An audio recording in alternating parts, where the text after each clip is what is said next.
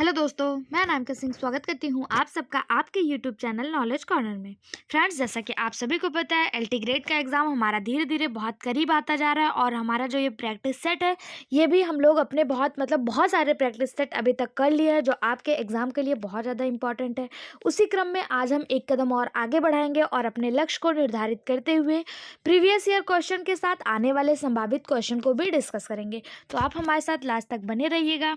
Channel को subscribe कर लीजिए, अगर नए हैं तो बेल आइकन पर भी क्लिक कर लीजिए जिससे कोई भी वीडियो आए तो आपको मिल जाए। साथ ही साथ हमारे इसी चैनल पे बायोलॉजी के, जिसमें जूलॉजी और बॉटनी दोनों के प्रीवियस ईयर करवाए जा रहे हैं।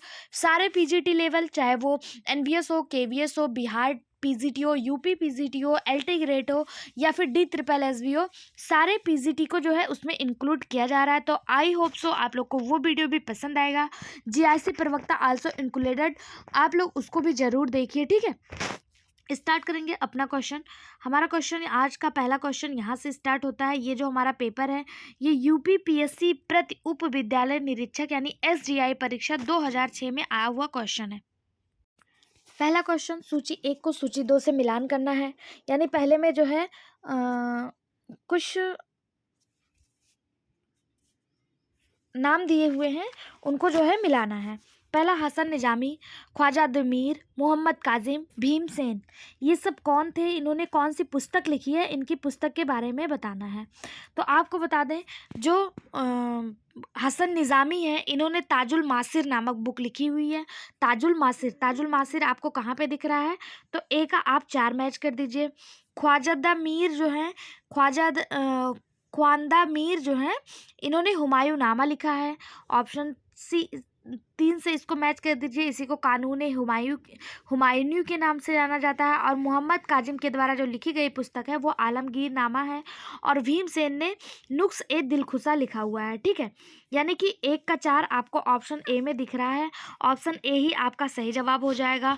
हसन निज़ामी के द्वारा ताजुल मासिर, ख्वांदा मीर के द्वारा हुमायूंनामा जिसे कानून हुमायूनी कहते हैं, मोहम्मद काजिम सिराजी के द्वारा आलमगीर नामा और भीमसेन के द्वारा नुस्ख ए दिलखुशा नामक पुस्तक जो है वो लिखी गई है।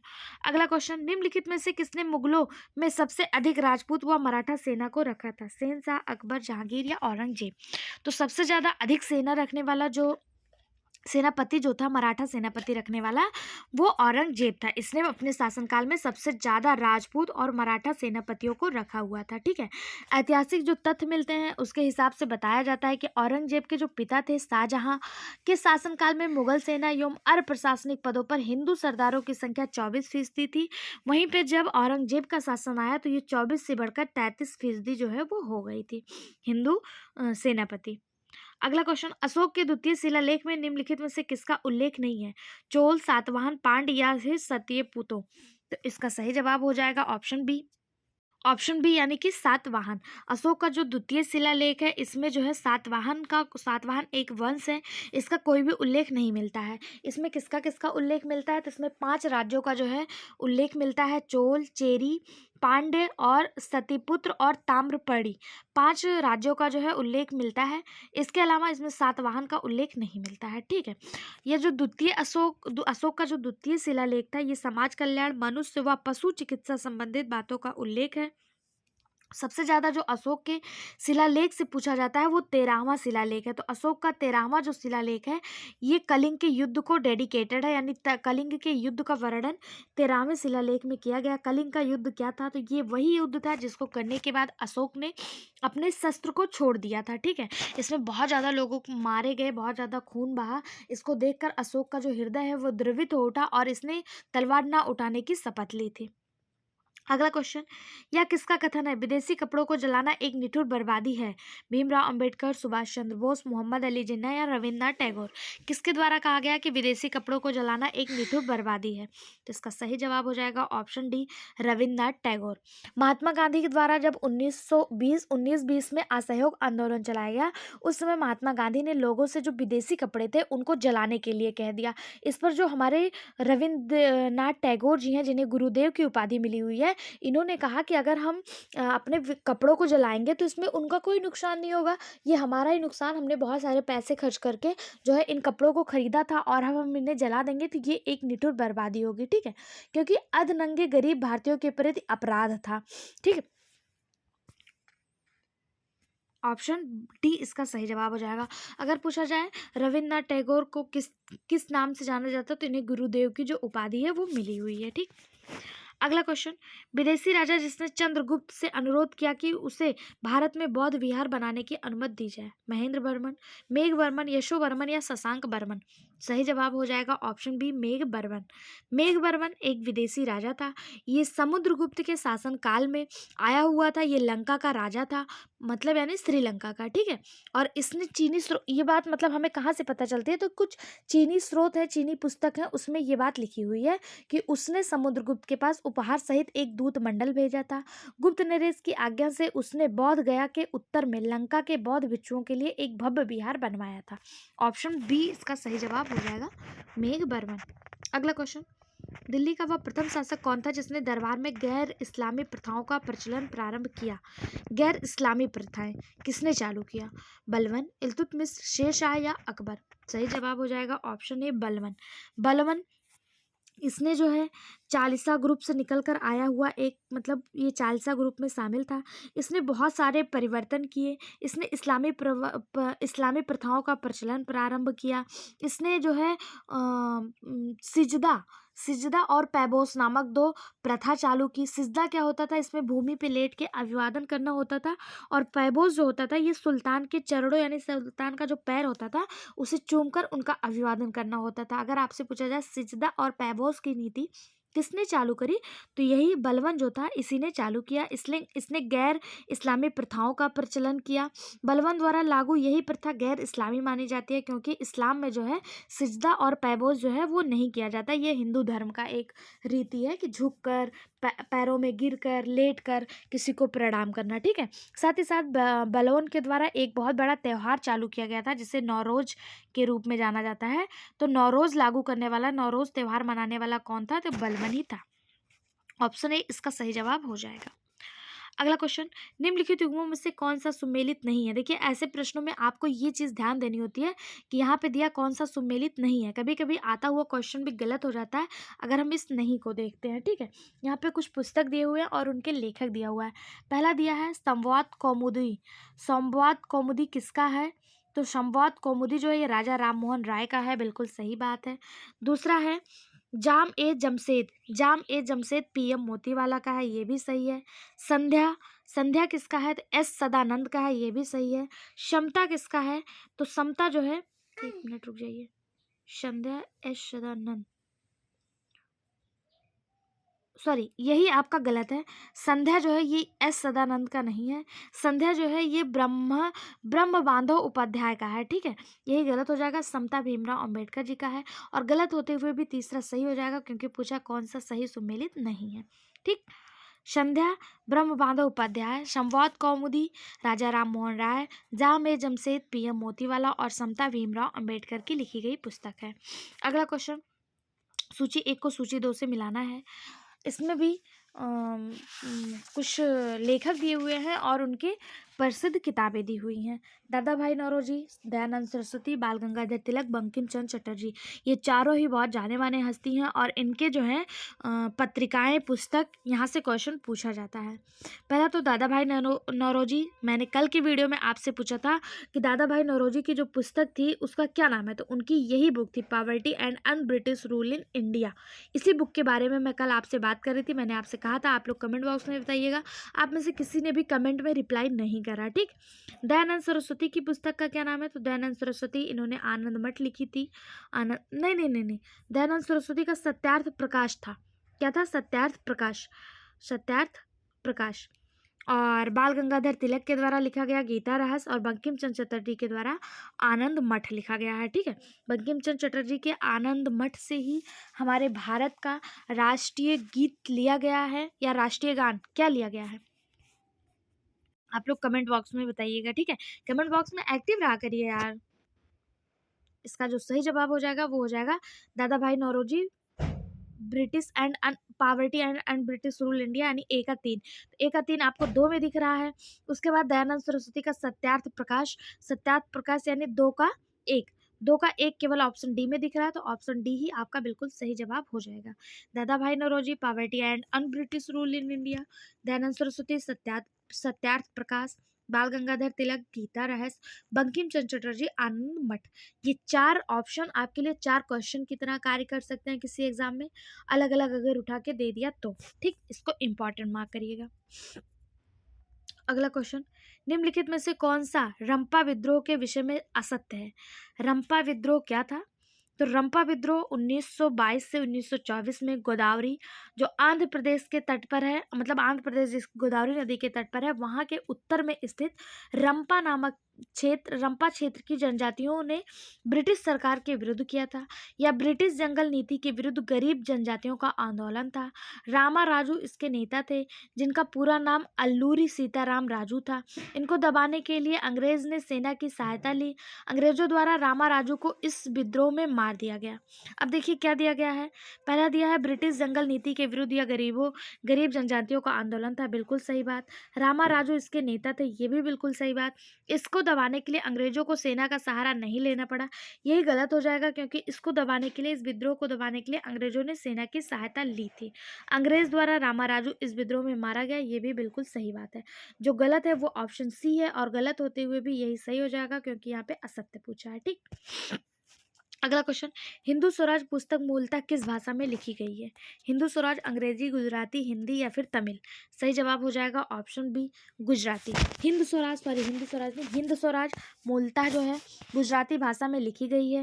ये लिखी कब गई? तो 1909 यानी 1909 में लिखी गई।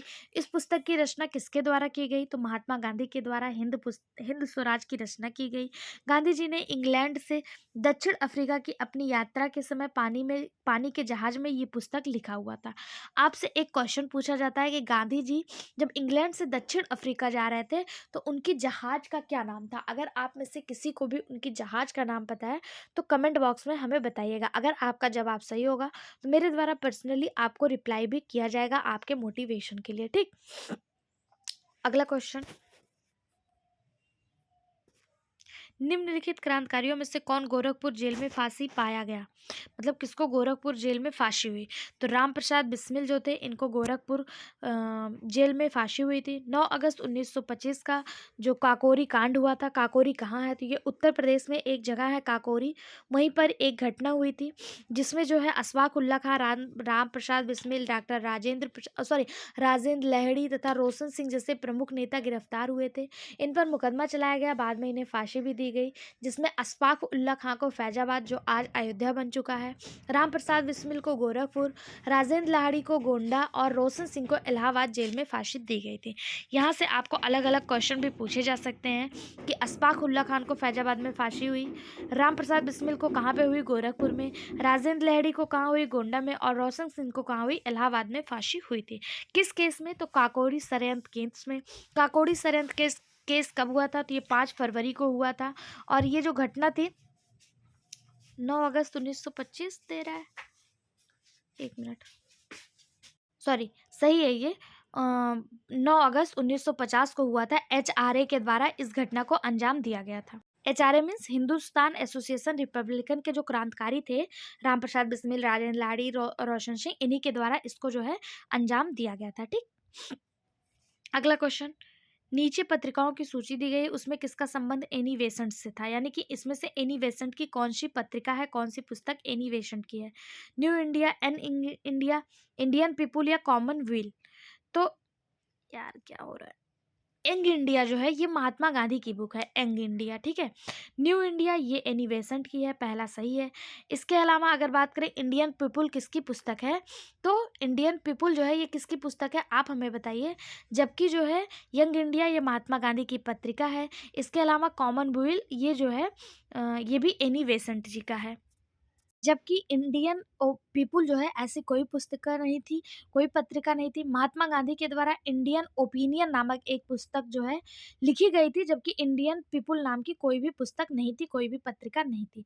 बाकी न्यू इंडिया, कॉमनवेल्थ ये एनी बेसेंट की पत्रिका थी। इस हिसाब से 1 और 4 ऑप्शन सी इसका सही जवाब हो जाएगा। अगला क्वेश्चन, वानर सेना और मंजरी सेना किससे संबंधित थे? वानर सेना और मंजरी सेना, असहयोग आंदोलन, सविनय अवज्ञा आंदोलन, खिलाफत आंदोलन या भारत छोड़ो आंदोलन। सही जवाब ऑप्शन बी, सविनय अवज्ञा आंदोलन। सविनय अवज्ञा आंदोलन कब हुआ? ये 1930 में हुआ था। इसी में आगे चल के ये सविनय अवज्ञा आंदोलन आगे चल के जो है दांडी मार्च में कन्वर्ट हो गया था और इसी में वानर सेना और मंजरी सेना का निर्माण हुआ था। इस आंदोलन को लोकप्रिय बनाने हेतु बच्चों को लेकर वानर सेना बनाई गई और बालिकाओं को लेकर मंजरी सेना का गठन किया गया था। ऑप्शन बी इसका सही जवाब हो जाएगा।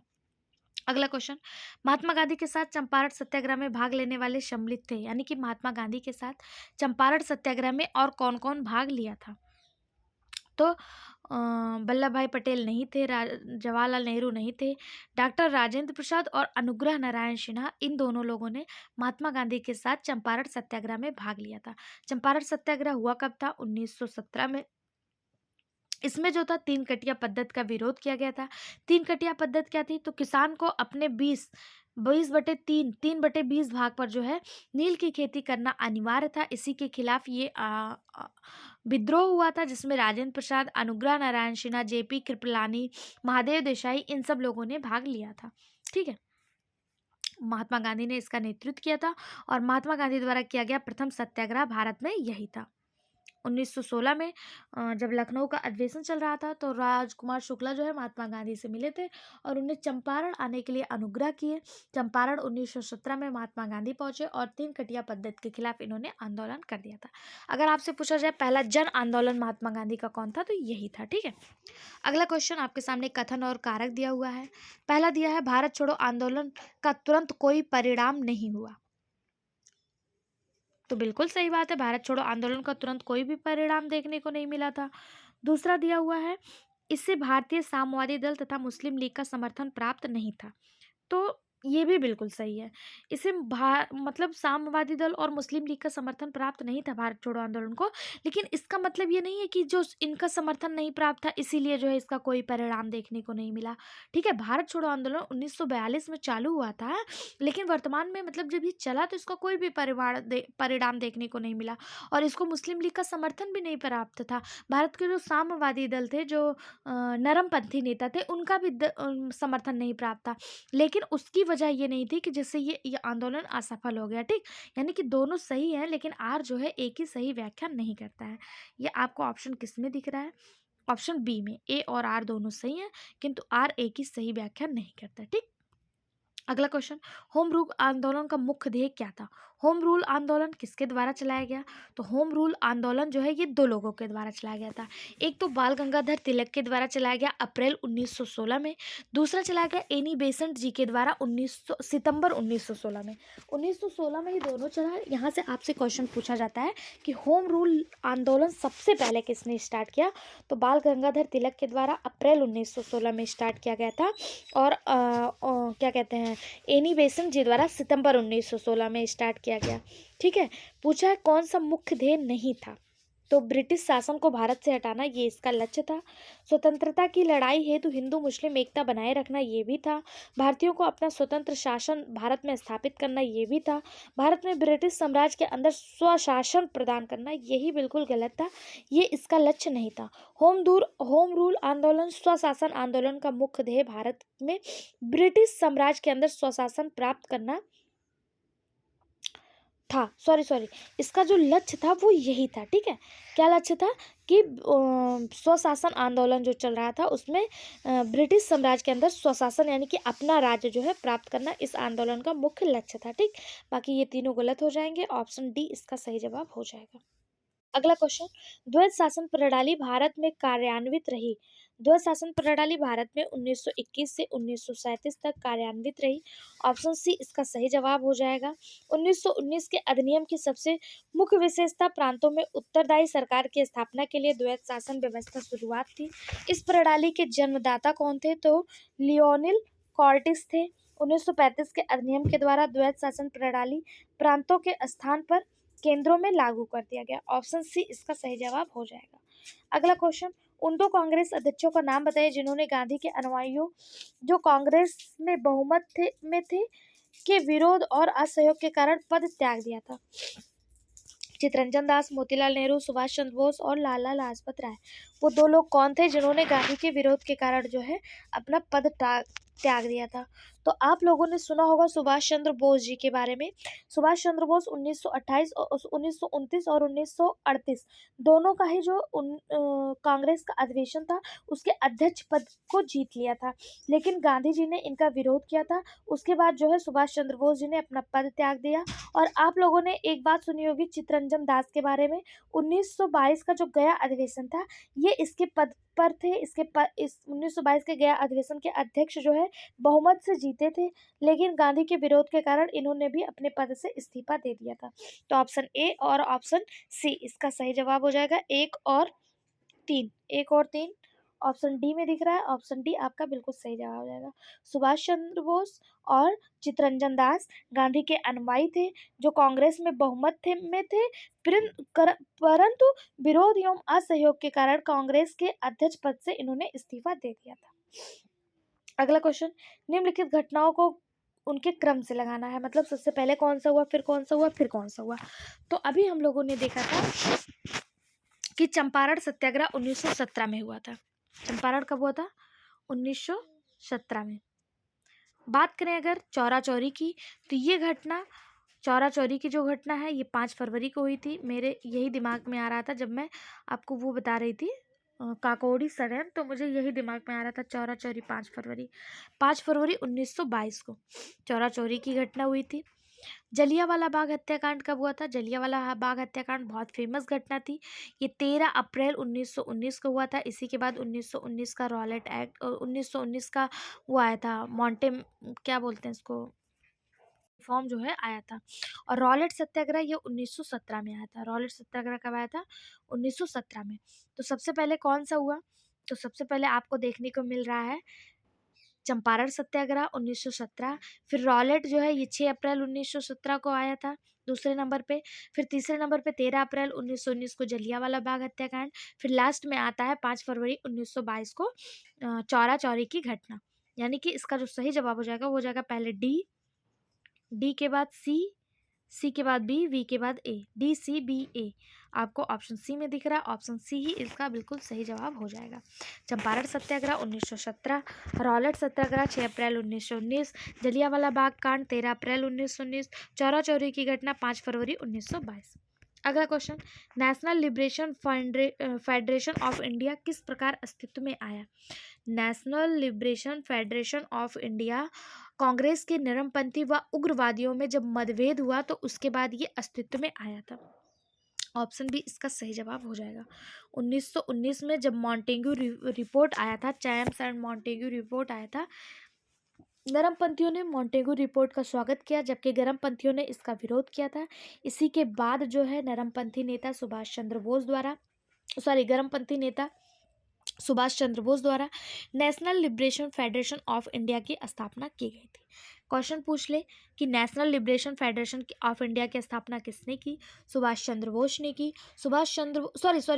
सुरेंद्र नाथ बनर्जी के द्वारा किया गया। सुरेंद्र नाथ बनर्जी, ठीक, ये गरमपंथी नेता थे और इन्हीं के द्वारा जो है इसकी स्थापना की गई थी। अगला क्वेश्चन, 1857 के विद्रोह के बारे में सर्वप्रथम इसे भारत की स्वतंत्रता की पहली लड़ाई किसने कहा? तो वीडी सावरकर ने। बहुत ज़्यादा फेमस क्वेश्चन, इसे डबल स्टार मार्क करिएगा। यहाँ से क्वेश्चन लगभग बहुत सारे एग्जाम में देखने को मिला है कि 1857 के विद्रोह को सर्वप्रथम स्वतंत्रता की लड़ाई किसने कहा था? तो वीडी सावरकर के द्वारा जो है इसे स्वतंत्रता की लड़ाई कहा गया। किसमें कहा गया? इन्होंने एक पुस्तक लिखी थी the first war of India independence of 1857। इसी में इन्होंने 1857 के विद्रोह को स्वतंत्रता की प्रथम लड़ाई कहा था। RC मजूमदार ने 1857 के विद्रोह को तथाकथित प्रथम भारतीय स्वतंत्रता संग्राम, न प्रथम राष्ट्रीय और ना ही स्वतंत्रता संग्राम था, इन्होंने कहा था। अगर पूछा जाए किसने कहा था कि ये ना तो मतलब प्रथम भारतीय था, ना स्वतंत्रता संग्राम था और ना ही ये जो है प्रथम राष्ट्रीय स्वतंत्रता संग्राम था, ना ही राष्ट्रीय था, ना ही स्वतंत्रता संग्राम था, इस बात को किसने कहा? तो RC मजूमदार के द्वारा ये बात कही गई थी। भारतीय राष्ट्रीय कांग्रेस के प्रथम मुस्लिम अध्यक्ष कौन थे? तो भारतीय राष्ट्रीय कांग्रेस के 1887 में अध्यक्षता करने वाले बदरुद्दीन तैयब जी ये प्रथम मुस्लिम अध्यक्ष थे। अगर आपसे पूछा जाए कि भारतीय राष्ट्रीय कांग्रेस के 1885 जो पहली बैठक हुई थी, इसकी अध्यक्षता किसने की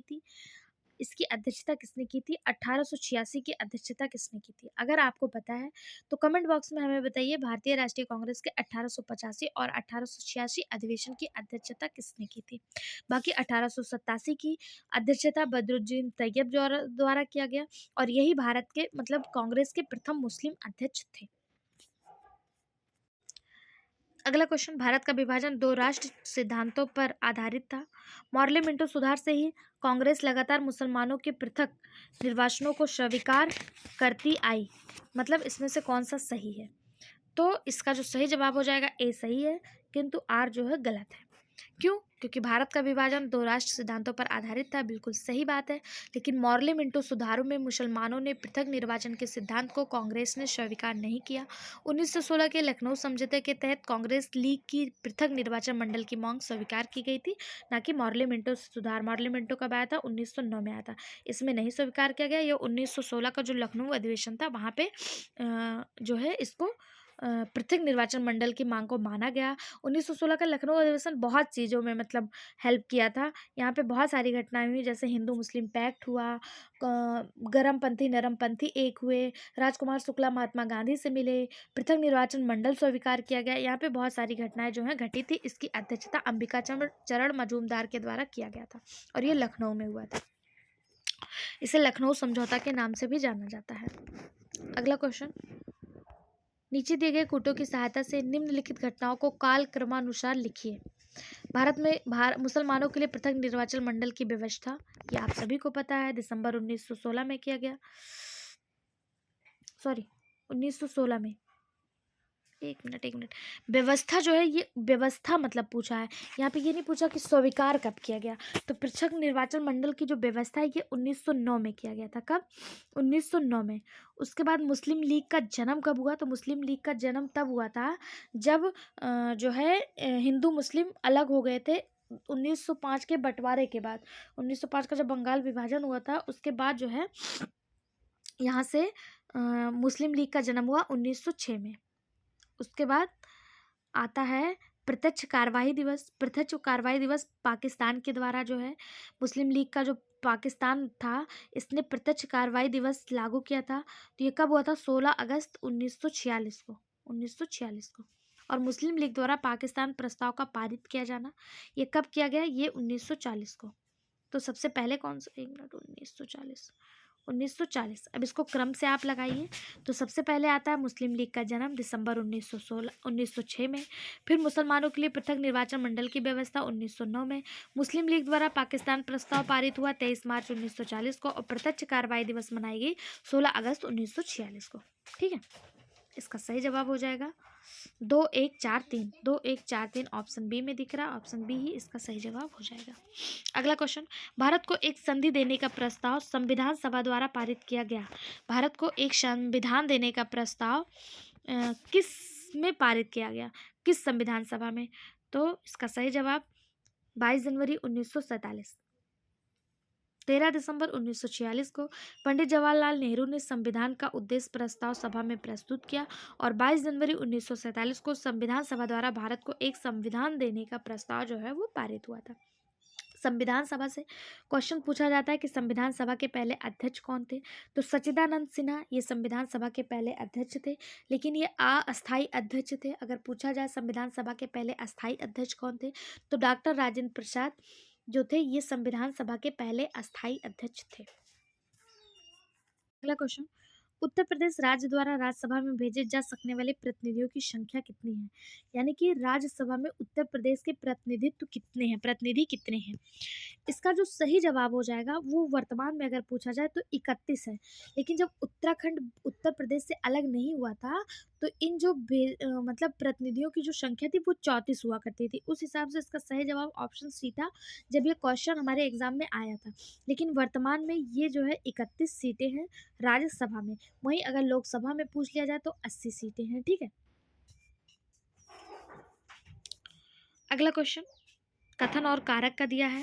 पहला दिया है संसदीय शासन भारत के लिए उपयुक्त नहीं है। दूसरा दिया है भारत में संसदीय संप्रभुता नहीं है। तो दोनों ही गलत है। भारत के लिए संसदीय शासन उपयुक्त भी है और भारत में संसदीय संप्रभुता भी है, क्योंकि संविधान सर्वोपरि है। तो दोनों ही इसका गलत है, यानी कि ए और आर दोनों ही गलत है, जो आपको ऑप्शन डी में दिख रहा है। ऑप्शन डी इसका सही जवाब हो जाएगा। अगला क्वेश्चन, संविधान की निम्नलिखित अनुसूचियों में से कौन सी दल बदल विरोधी कानून से संबंधित है? तो अनुसूची 10 जो है ये दल बदल से संबंधित है। ऑप्शन बी इसका सही जवाब हो जाएगा। 52वां संविधान संशोधन 1985 के माध्यम से इस अनुसूची को संविधान में जोड़ा गया। जब भारत का संविधान बना था तो कितनी अनुसूचियां थी? केवल 8 अनुसूची थी। उसके बाद आई 9वीं अनुसूची, उसके बाद 10वीं अनुसूची जिसमें दल बदल को शामिल किया गया, 11वीं और 12वीं। वर्तमान में कितनी अनुसूचियां हैं? 12 अनुसूची। ठीक। अगला क्वेश्चन, संविधान की प्रस्तावना सभी भारतीय नागरिक को निम्नलिखित में से कौन सा एक उपलब्ध कराने के लिए वादा नहीं करती है? क्या उपलब्ध कराने के लिए वादा नहीं करती? सामाजिक न्याय, तो सामाजिक न्याय तो करती है। राजनीतिक न्याय भी करती है, विचार की स्वतंत्रता भी देती है, पूजा की समानता नहीं देती। ठीक। भारतीय संविधान की प्रस्तावना भारतीय नागरिकों को पूजा की समानता उपलब्ध कराने का वादा नहीं करती है। प्रस्तावना में 5 प्रकार की स्वतंत्रता बताई गई। कौन कौन से? विचार, अभिव्यक्ति, विश्वास, धर्म और उपासना। ठीक है। और 3 प्रकार के न्याय की चर्चा की गई है। वो न्याय कौन से हैं? सामाजिक, आर्थिक और राजनीतिक। जबकि 2 प्रकार के समता की यानी समानता की बात की गई, प्रतिष्ठा में समानता और अवसर में समानता। ठीक है। सही जवाब ऑप्शन डी हो जाएगा। अगला क्वेश्चन, निम्नलिखित में से कौन सा सही सुमेलित नहीं है? लोकतांत्रिक विकेंद्रीकरण बलवंत राय मेहता, संपूर्ण क्रांति चंद्रशेखर, दलविहीन लोकतंत्र जयप्रकाश नारायण, अनुशासन पर्व विनोबा भावे। तो लोकतांत्रिक विकेंद्रीकरण बलवंत राय मेहता से संबंधित है। संपूर्ण क्रांति की अगर बात करें तो ये चंद्रशेखर से नहीं बल्कि जयप्रकाश नारायण से संबंधित है। ठीक है। तो यही आपका जो है सही सुमेलित नहीं है, यही गलत होते हुए भी सही हो जाएगा। आगे भी देख लेते हैं। दलविहीन लोकतंत्र ये भी जयप्रकाश नारायण से, और अनुशासन पर्व ये विनोबा भावे से। बिल्कुल सही बात है। तो ऑप्शन बी जो है आपका गलत होते हुए भी सही हो जाएगा, क्योंकि पूछा कौन सा सही सुमेलित नहीं। ठीक। 30 क्वेश्चन यहाँ पे कंप्लीट होते हैं। अभी इसमें और बहुत सारे क्वेश्चन हैं, इसको हम लोग नेक्स्ट वीडियो में कवर करेंगे। वीडियो आपको कैसा लगा कमेंट बॉक्स में ज़रूर बताएं।